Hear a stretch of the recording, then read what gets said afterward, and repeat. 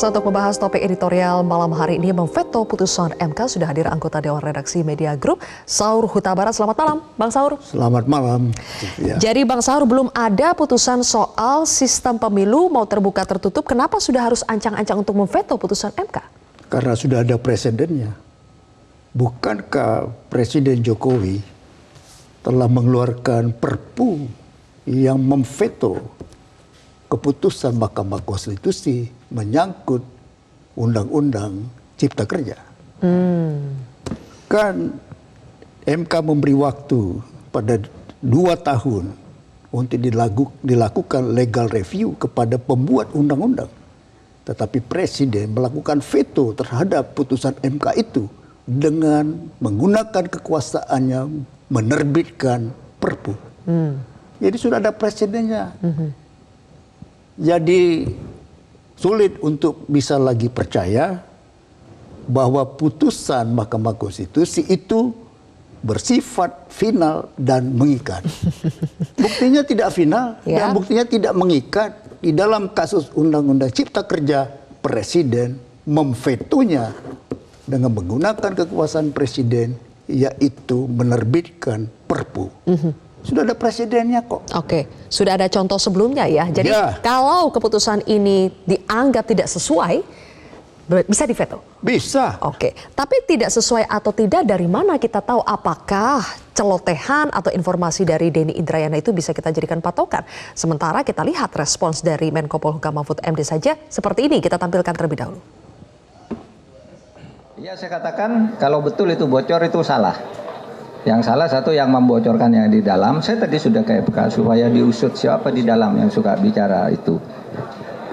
Kalau memang sudah diputuskan, kalau memang bocor itu kan bisa saja tidak bocor. Juga Denny juga supaya menjelaskan bahwa itu benar. Dan itu nanti tentu akan terlihat dalam perjalanan waktu. Oke, jadi sempat ada dugaan benar tidak ini ada kebocoran rahasia negara atau tidak, meskipun sudah diluruskan ya oleh Denny Indrayana bahwa ini informasi dia itu bukan bersumber dari internal MK, tapi dari Menko Polhukam sempat merespon seperti itu, Bang. Ini bentuk kepanikan berlebihan atau bagaimana? Iya, dengan penuh hormat kepada Profesor Mahfud MD, adalah baik beliau itu tidak mengumbar bicara, apalagi mengeluarkan penilaian apa yang dilakukan oleh Denny itu merupakan membocorkan rahasia negara. Sehingga Barreskrim itu mau mengambil ancang-ancang memeriksa. Di mana rahasia negaranya? Konstitusi itu bukankah dokumen yang terbuka bagi kita semua? Dan bukankah jika terjadi review terhadap sebuah undang-undang, bukankah itu juga adalah perkara yang terbuka di pengadilan? Tetapi hakim konstitusi belum ada keputusan, belum ada apa-apa, bicara di luar sidang pengadilan MK. Ini juga nggak etis. Tidak etis. Jadi Bapak Mahfud sebagai menteri yang mengkoordinasikan hukum, ya sebaiknya juga mulai berhemat. Ya, berhemat dengan kalimat-kalimatnya. Jangan sampai kita nilai ini beliau melakukan provokasi hukum. Ya, jangan dia jadi provokator. Nggak bagus buat beliau, nggak bagus juga buat nalar hukum. Sampai menyebut provokasi hukum nih, Bang Saur. Tapi berbicara soal provokasi, tampaknya apa yang dilakukan informasi dari Denny Saur ini juga dari Denny Indrayana juga memprovokasi DPR, sampai dari DPR menyebut bahwa kalau sampai MK memutus ini menjadi tertutup, maka DPR akan merevisi Undang-Undang MK. Kita akan bahas itu lebih jauh, Bang Saur, usai jeda terlebih dahulu. Pemirsa, tetaplah bersama kami. Kalau MK berani untuk mengubah sistem pemilu, maka DPR juga akan merevisi Undang-Undang MK. Ini juga salah satu bentuk memveto? Ya, itu dia mengembalikan kewenangan membuat undang-undang menjadi kembali milik DPR. Jadi judicial review yang dilakukan MK lalu mengalami apa yang disebut sebagai legislative review di DPR. Jadi ini kan lucu sekali. Ketika Presiden memperpukan putusan MK, dia melakukan semacam executive review terhadap judicial review. Dan nanti ketika MK memutuskan sistem yang profesional tertutup dan pembuat undang-undang tidak setuju karena tidak terjadi pelanggaran konstitusi, dia bisa membuat undang-undang mengembalikannya. Jadi apa yang sedang terjadi sebetulnya? Saling memveto ini, Bang. Nah itulah, jadi apakah kita hidup di zaman, di era vetokrasi? Semua bisa memveto. DPR bisa menarik, merecall hakim konstitusi yang dicalonkan mereka, yang mewakili mereka, tetapi selalu tidak menyetujui undang-undang hasil inisiatif DPR. Hakim Aswanto ini ya? Ya, beliau ditarik. Diganti oleh DPR. Ya. Aha. Lalu MK juga melakukan yang namanya memveto undang-undang KPK. KPK, masa pimpinan Ya, KPK. masa jabatan. Ya, masa jabatannya apa dari... perlunya masa jabatan KPK itu diperpanjang dari 4 tahun menjadi 5 tahun? Dasar berpikirnya mestinya adalah, bukankah masih makin panjang masa jabatan, makin besar peluang untuk korupsi? Padahal dia adalah lembaga anti korupsi. Harusnya jabatan MK itu bukan ditambah jabatan KPK itu bukan ditambah 5 tahun. Tetapi dikurangi dari 4 tahun menjadi 3 tahun. Kalau perlu 2,5 tahun. Dia cukup masa jabatan sepanjang itu, sependek itu, agar supaya dia tidak masuk angin. Oke. Dari semua contoh itu kan, Bang, kita jadi bertanya, ada apa dengan MK? Kenapa putusan-putusannya belakangan ini menjadi sangat kontroversial? Apakah betul bahwa MK ini sudah disusupi oleh keinginan politik tertentu atau bagaimana? Saya kira pertanyaan ini adalah pertanyaan yang sangat-sangat pantas dikemukakan. Karena pertimbangan-pertimbangannya tidak lagi menunjukkan bahwa dia adalah mahkamah yang putusannya final dan mengikat, itu layak dihormati. Dan kalau terhadap judicial review yang rawan, emang MK berani. Contoh, judicial review terhadap undang-undang perkawinan menyangkut perkawinan antaragama. MK tidak berani memutuskan itu di dalam wilayah judicial review. Dia mengembalikannya kepada wilayah DPR, yaitu legislative review. Karena rawan menyangkut perkawinan antaragama. Tapi kalau menyangkut undang-undang KPK, penuh dengan memberi hadiah kepada Kenapa KPK. pilih-pilih seperti itu ya, Bang? Ada apa itu motifnya? Itulah pertanyaan kita, ada apa dengan MK ini? Kenapa kita mempersoalkan integritasnya? Kenapa? Dan patut tidak sekarang kita mempersoalkan integritas Bukan cuma MK? sangat patut, bukan hanya sangat patut. Adakah kata di atas sangat? Berarti amat, sangat. Layak memang kita mempersoalkan apakah putusan MK itu adalah putusan yang masih layak dihormati, bersifat final dan mengikat. Buktinya diterpedo kok, diterpedo oleh Perpu.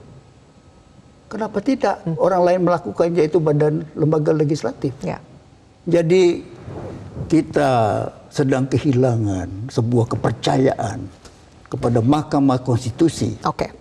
Baik, ketika kita sedang dalam kondisi kehilangan kepercayaan terhadap Mahkamah Konstitusi, kita tahu juga di sisi lain Menko Mahfud MD ini membentuk yang namanya Tim Percepatan Reformasi Hukum, Bang. Ada 4 satgas, salah satunya adalah Kelompok Kerja Reformasi Lembaga Peradilan dan Penegakan Hukum. Dan kalau kita bilang sedang kehilangan kepercayaan terhadap MK, apakah ini saatnya tim satgas bentukan Menko Mahfud ini bekerja? Kita harus jeda terlebih dahulu, pemirsa, kami akan bahas ini sesaat lagi. Percepatan reformasi hukum yang dibentuk oleh Menko Polhukam, salah satunya Satgas Reformasi Lembaga Peradilan dan Penegakan Hukum. Perlu MK itu direformasi dalam hal ini, Bang? Mungkin perlu, tapi terhadap fakta hukum yang telanjang, ya, Pak Mahfud ini memang sangat tegas. Jadi di mana hampir tidak ada multitafsir, beliau kan sangat tegas. Misalnya dalam kasus pembunuhan Yosua. Tapi seluruh kejadian menimpa MK, menimpa Hakim Agung ditangkap KPK, yang terjadi di kepolisian, mungkin diperlukan reformasi. Tapi pertanyaannya, masa jabatan Presiden Jokowi ini sampai 20 Oktober. Apakah adhokrasi dengan membentuk satgas-satgas ini, tim-tim ini dapat melakukan reformasi? Itu kan pertanyaan besar. Rasanya ini kan cuma bedak aja. Kosmetik saja Cuma ya? kosmetik saja. Belum tentu efektif. Saya meragukannya dalam tempo cepat. Tim yang begitu banyak itu mampu bekerja dengan efisien dan efektif melakukan reformasi hukum. Itu menurut saya kok seperti menjadi akal-akalan. Menjadi akal-akalan. Akal-akalan. Wow, kita mau melakukan reformasi hukum. Memang banyak persoalan menyangkut hukum. Tapi apakah obatnya dengan cara seperti ini? Ya, Begitu ya Bang ya? itu Oke, kan. padahal kalau kita lihat dari keinginan masyarakat soal sistem pemilu mau yang mana? Jelas dari masyarakat itu menginginkan, ada survei dari indikator politik misalnya, yang baru ini dirilis mengatakan 80% dari masyarakat itu menginginkan sistem pemilu terbuka. Dan kita Bang, kita juga melakukan polling ke masyarakat, ke audiens Metro TV, kita menanyakan sebetulnya kalau MK ini memutus bahwa sistem pemilu menjadi tertutup, apakah hal tersebut layak diveto? Dan 93% audiens kita menjawab ya, 93% harus diveto, sementara yang tidak hanya 7%. Ini berarti keinginan masyarakat masih menginginkan sistem pemilu terbuka seperti yang sudah kita jalankan selama ini. Jadi apakah masih ada alasan untuk MK? Mewakili siapa MK kalau misalnya memutuskan ini menjadi sistem pemilu tertutup, Bang? Ya, jelas dia tidak berpijak kepada konstitusi. Yang kedua, jelas dia mau mengambil over pekerjaan, kewenangan membuat undang-undang, dalam hal ini DPR. Kenapa ini semua terjadi? Tidakkah semakin kerdil kearifan di MK? Kekerdilan kearifan ini sangat berbahaya karena dia adalah penjaga garda, dia pengawal konstitusi. Jadi kalau kearifannya makin kerdil dan disertai pula dengan keusangan intelektualisme di MK, ini sangat berbahaya. Nah, kita harus ingatkan itu tentang kerdilnya, makin kerdilnya kearifan di satu pihak dan makin usangnya intelektualisme, sehingga sebenarnya tidak menemukan pandangan-pandangan, alasan-alasan, argumentasi-argumentasi yang kuat untuk melakukan perubahan dari sistem terbuka, proporsional terbuka menjadi tertutup. Lah kalau MK mau-mau dia, semau-mau dia, layak dilakukan revisi terhadap undang-undang MK. Oke. Layak. Baik. Kita berharap supaya MK ini jangan semau-maunya dia ya Bang ya. Persis. Tetap memegang fungsinya untuk menjaga, betul-betul menjaga konstitusinya dengan arif, dan jangan sampai tadi kata Bang Saur, jangan sampai ada kekerdilan kearifan MK dan keusangan intelektualitas dari MK.